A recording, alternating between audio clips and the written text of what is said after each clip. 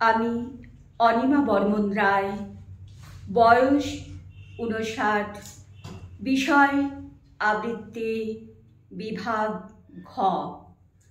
আমি সর্বভারতীয় সঙ্গীত ও সংস্কৃতি পরিষদের অনলাইন সাংস্কৃতিক প্রতিযোগিতা ২০২৫-এ অংশগ্রহণ করছি। আমার আজকের নিবেদন কবিতা কৃপণ, কবিগুরু রবীন্দ্রনাথ ঠাকুর।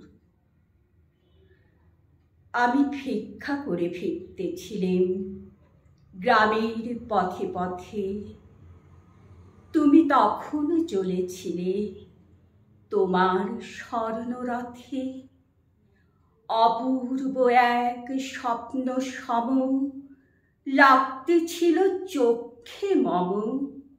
কি বিচিত্র শোভা তোমার, কি বিচিত্র সাজ।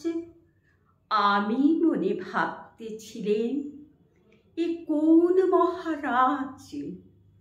আজি শুভক্ষণে রাত পোহালো, ভেবেছিলেন তবে আজ আমারে দ্বারে দ্বারে ফিরতে নাহি হবে। বাহির হতে নাহি হতে কাহার দেখা পেলেম পথে। চলিতে রথ ধনধান্য ছড়াবে দুই ধারে, মুঠা মুঠা কুড়িয়ে নেব নেব ফারে ফারে। দেখি সহসা রথ থেমে গেল আমার কাছে এসে। আমার মুখ পানে চেয়ে নামলে তুমি হেসে।